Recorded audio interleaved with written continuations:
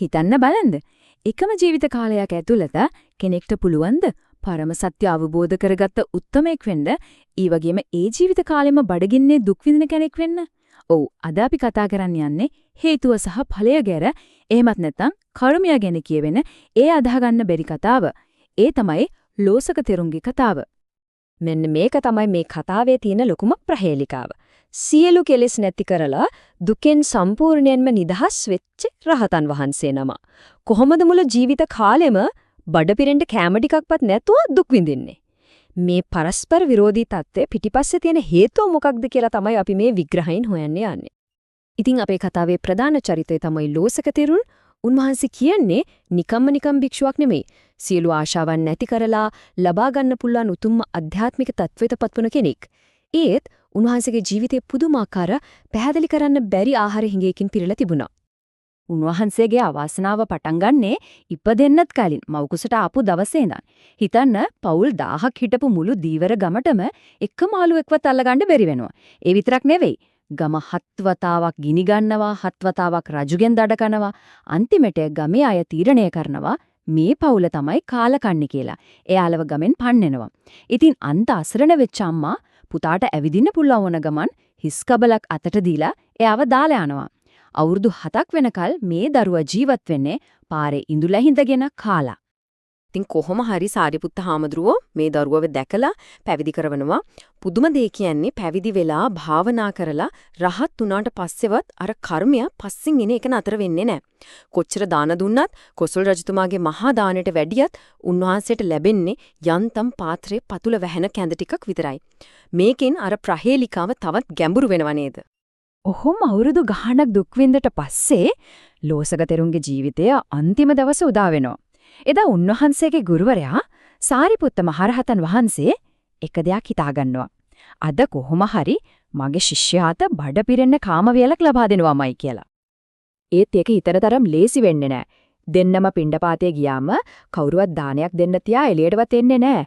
ඊළඟට සාරිපුත්ත හාමුදුරුවෝ Tamanට ලැබෙන දානය කෙනෙක් අතේ යවනවා. ඒත් මොකද වෙන්නේ? ඒ පණිවිඩකාරයා ඒක අතරමඟදී කාලා දානවා. අන්තිමටම උන්වහන්සේම රාජගෙදරට ගිහින් විශේෂ දානයක් අරගෙන එනවා. ඒත් පුදුමේ කියන්නේ සාරිපුත්ත හාමුදුරුවෝ පාත්‍රය අතින් අල්ලගෙන ඉන්නකම් විතරයි ලෝසක තෙරුන්ට වළඳන්න පුරුවන්. බිම තිබ්බ ගමම් දානේ අතුරුදහන් වෙනවා. හිතන්නකෝ ඒ කර්මයේ බලවත්කම. කොහොම හරි එදා ආත්මභව 100 ගානකට පස්සේ ලෝසක තෙරුන් පළවෙනිම වතාවට කුස පිරෙන්න දානයක් වළඳනවා.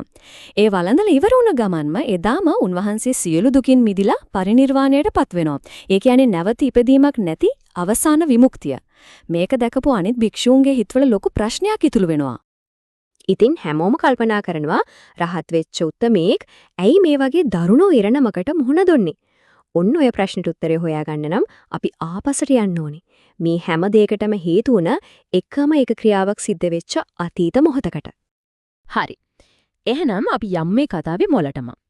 ගොඩක් ඈත අතීතෙට. ඒ තමයි කාශ්‍යප බුදුරජාණන් වහන්සේගේ කාලය. ඔන්නේ ඒ කාලේ පොඩි පන්සලක හාමුදුරු නමක් හිටියා. මේ තමයි අනාගතයේ ලෝසක තෙරුන් වෙලා ඉපදෙන්නේ. ඉතින් දවසක් මේ පන්සලට ගුණවත් රහත් භාවයට පත්වුණු තවත් හාමුදුරු නමක් වඩිලෝ.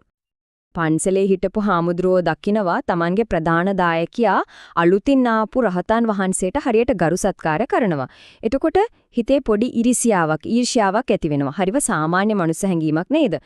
මේ හාමුදුරුවෝ මෙහි හිටියොත් මට ලැබෙන සැලකිලි නැති වෙයි කියලා බයක් හිතට එනවා. ඔන්නේ තීරණාත්මක දවස එනවා. පහුවද දායකයා අර රහතන් වහන්සේටම විශේෂයෙන් හදපු සුවඳවත් දානයක් මේ නේවාසික හාමුදුරුවන්ගේ අතේ පන්සලට එවනවා. ඉතින් ඊර්ෂ්‍යාවෙන් ඇස් අඳුරු වෙලා හිටපු ඒ හාමුදුරුවෝ හිතා ගන්නවත් බැරි දෙයක් කරනවා. ඒ දාන පාත්‍රය අරගෙන ගිහින් පන්සල් වටේ තිබුණු ඇවිලෙන අඟුරු ගොඩකට දාලා විනාශ කරලා දානවා. අර රහතන් වහන්සේට ඒක ලැබෙන එක වළක්වන්න. ඉතින් අර එකම එක ඊර්ෂ්‍යාසගත ක්‍රියාව. ඒකේ විපාකය කොහොමද දිගහැරනා කියලා හිතන්නේ? ඒක තමයි ශතවර්ෂ ගානක් පුරා දිගහැරුණු වේදනාකාරී කර්මදාමයක ආරම්භය උනේ. ඒ භික්ෂුව මැරුණට පස්සේ නිරය ඉපදිලා එතනින් පස්සේ එක දිගට ආත්මභව 500ක් බඩගින්නේ ඉන්න ප්‍රේතයෙක් වෙලා උපදිනවා. ඒ මුළු ආත්ම 500ටම එක දවසක්වත් කුස පිරෙන්න දෙයක් ලැබෙන්නේ නැහැ. එතනින් ඉවර වුණේ නෑ. ඊට පස්සේ තවත් ආත්ම භව 500ක් බඩගින්නේ ඉන්න බල්ලෙකලා ඉපදෙනවා. ඒ කාලෙදිත් කවදාවත් බඩ පිරෙන්න කෑමක් නැහැ. එකම වේදනාව, එකම විපාකය. හිතන්න බඩගින්නේ ගත කරපුයේ මුළු ආත්ම 1000කටම කුස පිරෙන්න කැම ලැබුණ දෙපාරක් විතරයි. ප්‍රේතෙක් වෙලා ඉද්දි ගැබ් මලකුත්, බල්ලෙක් වෙලා ඉද්දි වමනයකුත් විතරයි. අනුන්ගේ බත්පතකට කරපු බාධාවේ විපාකය තමයි ඒ. ඉතින් ශතවර්ෂ ගණනාවක දුකින් පස්සේ අපි එනවා මේ කතාවේ වැදගත්ම පාඩමට. බුදුරජාණන් වහන්සේම පැහැදිලි කරනවා මේ හැමදේම වුණේ කොහොමද, කර්මය ක්‍රියාත්මක වෙන්නේ කොහොමද කියලා. බලන්න මෙතන තියෙන්නේ කර්වදාම දෙකක්. එකම ජීවිතේ කරපු ක්‍රියා දෙකක් සමාන්තරව වෙනස් විපාක දෙකක් ගිනාවා. අනුන්ගේ දානෙට ඉරිසියාවෙන් බාධා කරපු පව ආත්ම ගානක් බඩගින්න විදිහට විපාක දුන්නා.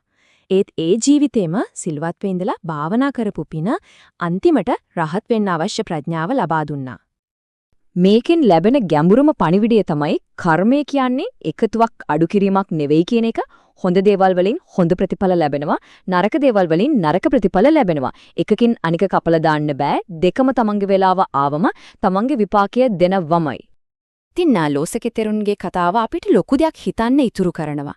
එක ඊර්ෂ්‍යා සහගත සිතුවිල්ලක්, එක ක්‍රියාවක්. ඒකෙන් ශතවර්ෂ ගානක දුකක් නිර්මාණය වෙන්න පුළුවන් නම් එහෙනම් අපි හිතන එක කරුණාවන්ත සිතුවිල්ලකින්, අපි කරන එක පරිත්‍යාගශීලී ක්‍රියාවකින් කොයි වගේ යහපත් ප්‍රතිඵල නිර්මාණය වෙන්න බැරිද?